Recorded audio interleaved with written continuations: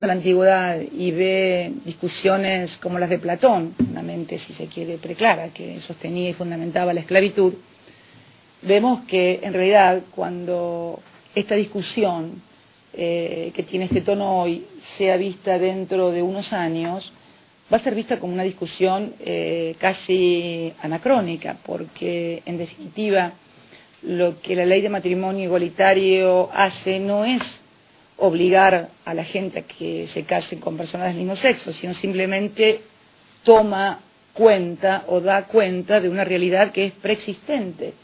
Si ustedes se remontan a el año, si mal no recuerdo, 1886, creo que fue cuando se discutió la reforma del Código Civil. Cuando se sanciona el Código Civil de Vélez Sarsfield, allá por el 60 y pico, 1860 y pico, 70 y pico, el único matrimonio posible era el matrimonio religioso. ¿Por qué?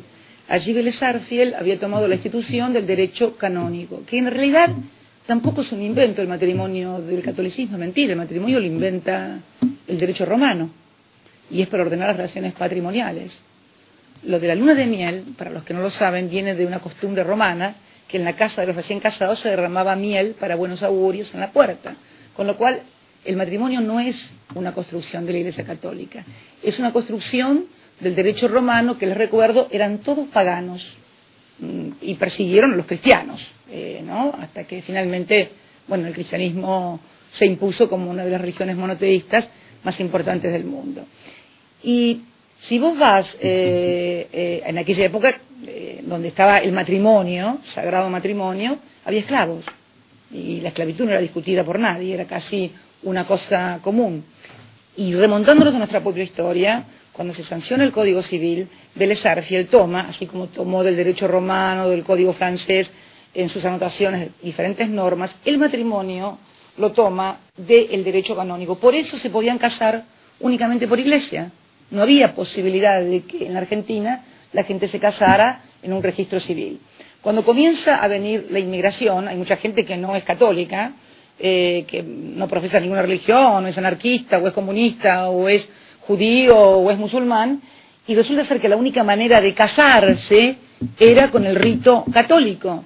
Y entonces se propone una reforma al Código Civil que se incorpora en 1888, en la cual se crea el matrimonio civil. Ustedes no saben las revueltas que hubo por eso, las cosas que se dijeron. Habría que buscar en las crónicas algún periodista de investigación, de esos que abundan en los diarios que ustedes escriben, que les investiguen las cosas que se dijeron, que atentaban contra el derecho natural, casi cosas copiadas exactamente en Corrientes. Hubo inclusive una revuelta, si mal no recuerdo, casi cosas exactamente iguales. Fíjense lo que estoy diciendo. Fíjense si a ustedes les dijeran ahora que tienen que casarse todos por rito católico, saltarían todos o no, pero les parecería una enormidad. Bueno, esto se discutió, y no se discutió hace 20 siglos, se discutió casi a fines del siglo XIX. Yo creo, sinceramente, que lo que está receptando la normativa vigente es algo que la sociedad ya tiene, y creo que es justo reconocerle ese derecho a las minorías, y creo que una distorsión terrible de la democracia sería que las mayorías, en ejercicio de esas mayorías, le negaran derechos a las minorías. Pero lo que más me preocupa es el tono en el cual se discuten estas cosas, invocando cuestiones así de demonio, de la guerra, escuché hablar de la guerra de Dios. Me parece el tiempo de las cruzadas. Me imagino a Rolando yendo a conquistar el Santo Sepulcro. La verdad que creo que esto no es bueno. No es bueno porque nos plantea como sociedad un lugar en el que creo que nadie quiere tener. Todos estamos dispuestos a debatir, a discutir, a disentir, pero hacerlo en un marco de racionalidad, sin estigmatizar al otro porque piensa diferente, y fundamentalmente también sin violar la Constitución. Porque en definitiva el despacho que sacó el Senado respecto de la unión civil viola la Constitución, porque vino una media sanción de diputados, y lo que tiene que hacer la Cámara de Senadores es, como Cámara Revisora, si no está de acuerdo, transformar eso que vino en lo que quiera, porque puede hacer la reforma que quiera, y volver a la Cámara de origen esta norma que están tratando. Ahora, fíjense ustedes, ¿no? Hasta el siglo pasado, inclusive, bueno, en Estados Unidos, Martin Luther King murió porque los negros tuvieran los mismos derechos que los blancos. Y yo creo que esto va a ser visto con el tiempo de la misma manera. Y la verdad, que yo no quiero que me recuerden del lado de los que decían que los negros eran diferentes, que los judíos eran horribles y debían ser también una raza inferior y por lo tanto la raza superior aria debía prevalecer sobre ellos. Eso me parece, sinceramente, ya ni siquiera cuestiones político-partidarias, me parecen cuestiones que hacen a una sociedad democrática, plural y diversa. Y la verdad que me asusta mucho ese tono, como también me parece muy mal la utilización de los chicos en los colegios para embanderarlos en estas discusiones, porque nunca se ha hecho. Y están reflejando la legislación. Es como decir que el matrimonio, porque se sancionó, el divorcio, porque se sancionó durante la época del doctor Alfonsín, era un proyecto de radicalismo. Había miles, millones de parejas en situaciones irregulares porque se habían divorciado. Es simplemente la norma que recepta lo que está pasando en la sociedad y le da un encuadre legal para que todos tengan el mismo derecho. Por otra parte, estuve leyendo, no puedo con mi perfil de ex legisladora, y estuve leyendo el despacho que emitió, que es un despacho inconstitucional, pero bueno es leerlo para ver qué idea se tiene acerca, y la verdad que yo nunca vi una cosa igual.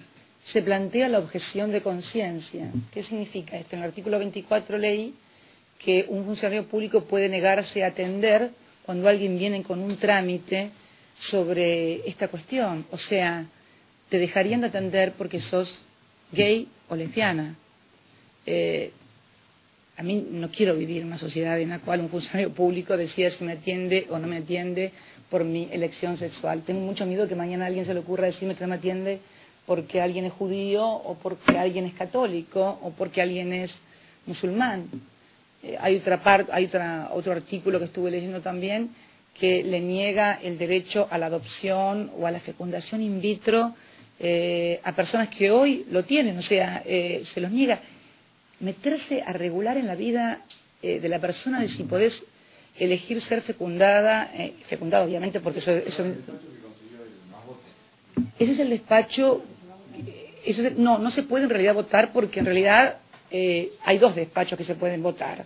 El que dice no, que lo rechaza, que también tiene las mismas firmas de este otro despacho, y el otro despacho que firmó la minoría, en la cual aceptan la ley que tiene media sanción en la Cámara de Diputados. En todo caso, sobre ese despacho es sobre el que podrán operar para modificarlo, pero es un despacho venido en revisión, no hay posibilidades porque se está violando el artículo 81 de la Constitución. De esta manera vos estás birlándole a la Cámara de Diputados el hecho de que sea Cámara de origen y haciendo toda una violación constitucional que en realidad es muy grave, sobre todo por quienes dicen defender la Constitución y la institucionalidad, pero lo que es más grave aún porque es no solamente una violación constitucional, sino además una doble violación porque está restringiendo derechos que están garantizados inclusive por acuerdos y convenios internacionales que tienen rango constitucional, pero por sobre todas las cosas, porque siempre lo jurídico